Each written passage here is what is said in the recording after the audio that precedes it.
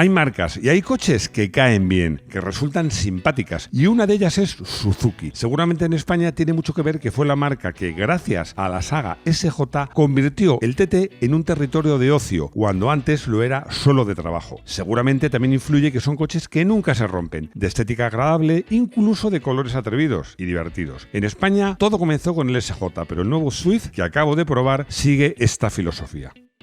Bienvenido a Garaje Hermético. Enciérrate con nosotros.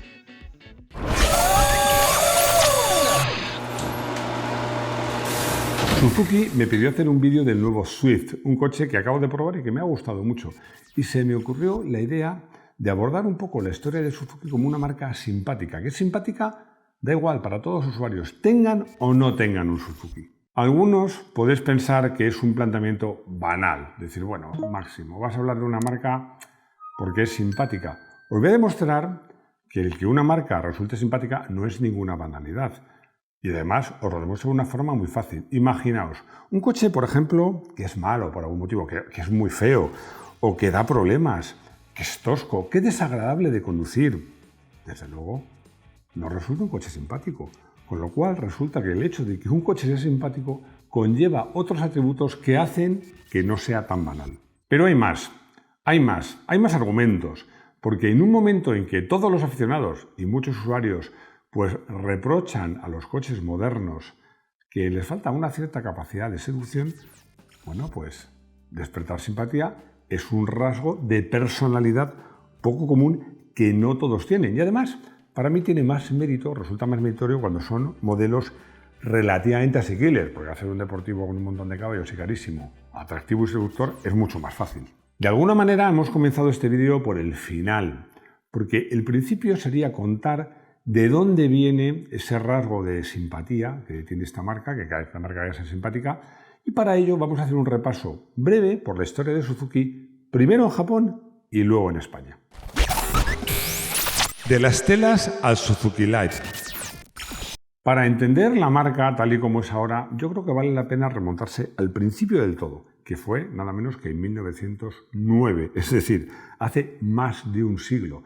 En ese año, en 1909, Michio Suzuki funda la Suzuki Loom Works Hamamatsu, obviamente en Japón, una empresa destinada a la fabricación de telas, una fabricación de telas de todo tipo, que alcanzó un notable éxito. La Segunda Guerra Mundial fue para Suzuki, bueno, y para todo Japón, un durísimo revés, un volver a empezar con éxitos, con fracasos, pero llegó una crisis financiera importante y en 1952 decidieron expandir su negocio, expandirle al sector del transporte. ¿Y qué hicieron? Hicieron bicicletas motorizadas, dos modelos, el Power Free y el Diamond Free, de 36, fijaros, 36 centímetros cúbicos nada más, y 60 centímetros cúbicos, realmente unos ciclomotores.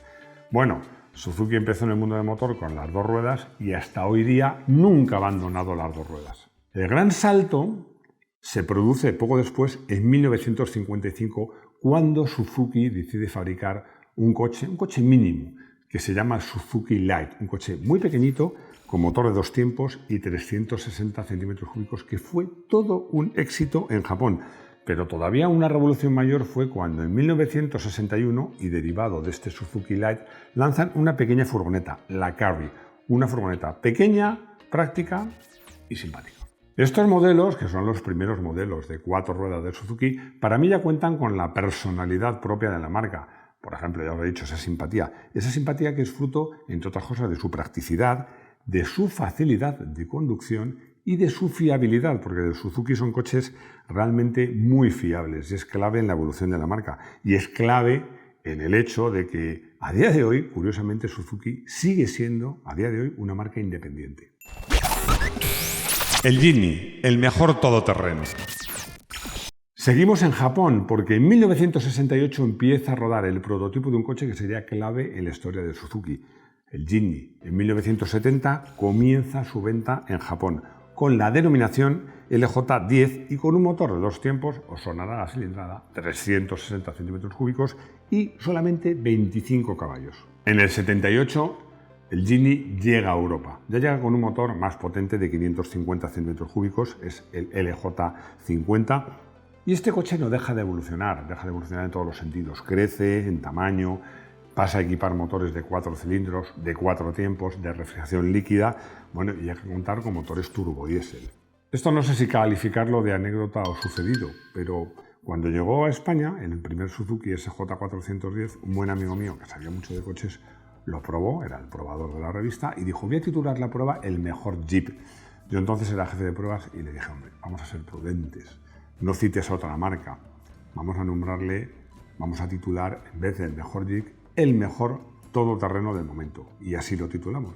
Este modelo, el Jimny, fue muy importante, sigue siéndolo, para la marca por muchos motivos. Primero porque sigue siendo un todoterreno pues, de referencia, sigue siendo un coche muy valorado en todoterreno, que ha tenido un enorme éxito.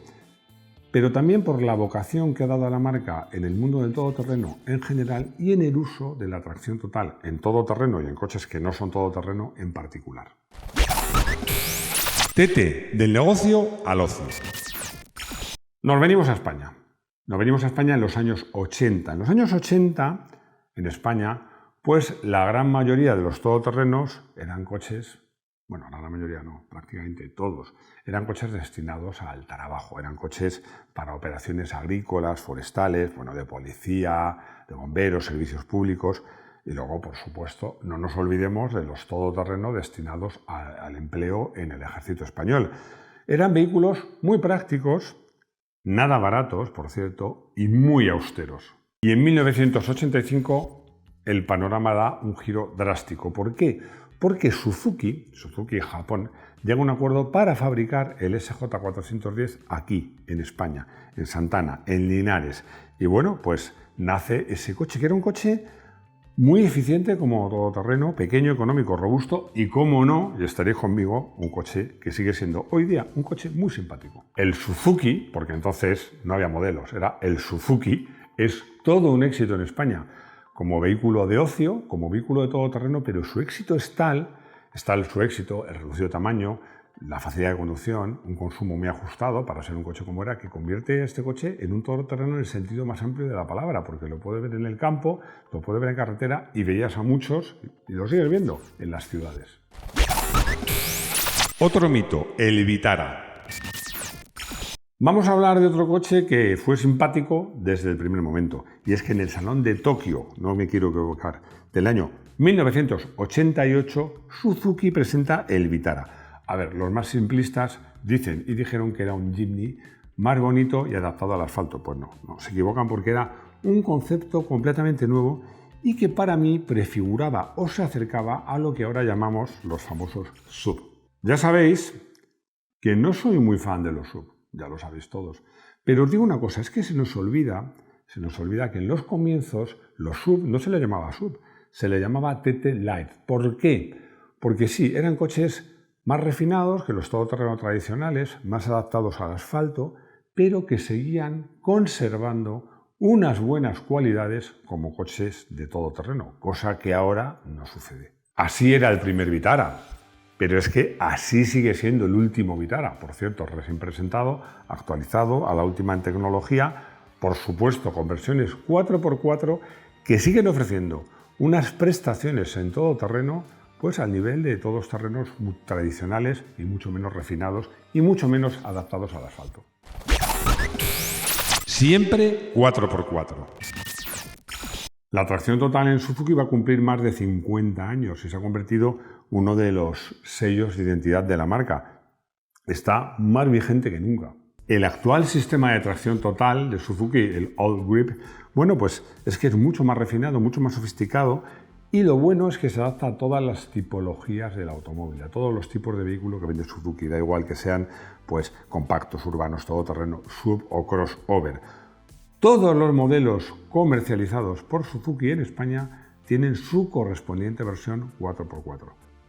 Dime otra marca que cumpla este requisito.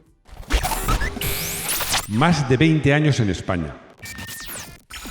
En 2003 se produce un hecho muy relevante, y es que Suzuki crea su propia filial en España para distribuir, comercializar y prestar asistencia a todos los automóviles Suzuki. Y luego, más tarde, en 2014, Suzuki Motor Ibérica absorbe Suzuki Motor España y la filial Suzuki Motor Corporation, dedicada a la fabricación y comercialización de motocicletas. Me voy a reivindicar sobre lo que estoy contando en este vídeo. ¿Por qué?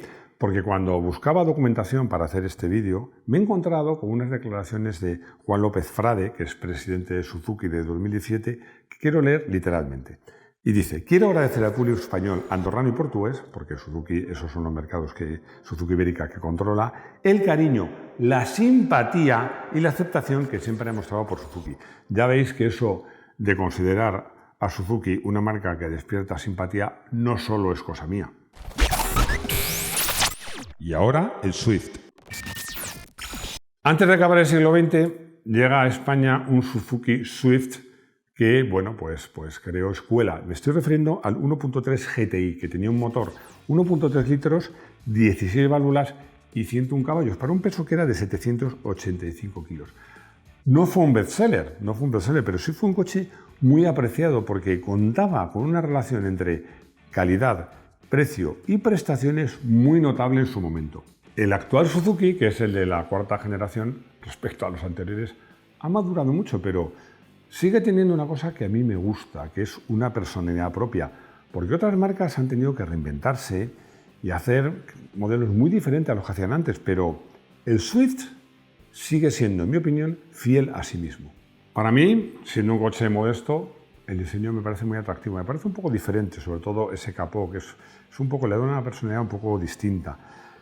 Luego, bueno, pues sigue siendo un coche asequible, pero ofrece una calidad de rodadura que es impropia de un coche de este nivel.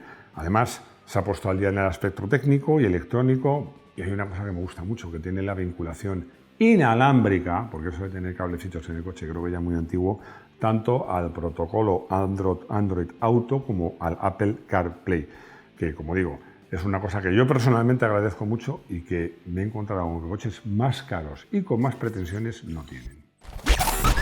Por supuesto, híbrido y 4x4. Hablemos del motor, porque ya sé lo que algunos estéis pensando. Máximo es un 3 cilindros, sí, es un 3 cilindros, 1,2 litros, que da 82 caballos. Y os diré una cosa, lo mejor que puede decirse de este motor es que no parece un 3 cilindros. Es curioso, porque sí lo parece, o sea, el sonido es muy peculiar. No te digo que le delate, pero parece un coche como con más carácter, es un poquito ronco el sonido que emite, pero no tiene esas vibraciones y esa, a veces, torpeza característica de los 3 cilindros. A mí el motor me ha sorprendido. Y luego es un motor que tiene lo que se llama la hibridación mild hybrid, o sea, una hibridación a 12 voltios. Que diréis, bueno, ¿y esto para qué sirve? Pues yo lo digo muy claro, sirve para tener la etiqueta eco. Esto es importantísimo. Pero también os digo una cosa, que esa ayuda extra, porque con esta hibridación no puedes mover el coche solo en modo eléctrico, pero esa pequeña ayudita extra en momentos puntuales, en una rampa, al adelantar, cuando acelera fuerte, bueno, pues se agradece. Este motor va acoplado o bien a una caja manual de 5 velocidades, si es 4x4 solo puede llevar caja manual, o bien a una transmisión continua CVT de 7 etapas. Y me diréis, ¿y esto qué es? Bueno, pues es muy sencillo, es como la transmisión de un scooter, es un variador continuo, es 2 poleas y una correa que, variando el diámetro de una polea y otra, consigues infinitas marchas. Cuando va en modo automático es mucho más progresivo, pero tú puedes cogerlo, poner en modo manual, tiene 7 velocidades y consigue que sea un cambio con levas que, hombre, pues no es un DSG, pero es absolutamente muy rápido. La verdad que es un cambio que a mí me sorprende el buen resultado que da. Y como os decía, por supuesto lo tienes, como todos los Suzukis, con la tracción total All Grip, eso sí, solo con cambio manual, pero incluso en la versión básica 4x4, que tiene un buen equipamiento, en España el precio está muy poco por encima de los 20.000 euros. Y desde luego, si te digo una cosa, ¿la tracción total interesa? Bueno, pues si tienes una obsesión por la seguridad o te mueves con zona con mucha lluvia, o no digamos ya si eres aficionado al esquí, probablemente te interesa un tracción total. Y voy a volver a hablar de estética porque siempre es muy personal, pero este coche puede resultarte feo o bonito, pero lo que sí resulta es... simpático, hombre. Pues sí, a mí me parece un coche simpático. A mí me resulta gratificante que queden modelos a precios asequibles que siguen teniendo, pues, un cierto grado de personalidad. Bueno, los Suzuki, que ojo, que yo he tenido dos coches, motos he tenido muchas más, tanto de off-road como de on-road. Pero los coches son coches, me hace gracia porque conozco a muchos usuarios, son coches que al principio seducen, siendo un coche con las pretensiones que tiene, pero que al final acaba convenciendo.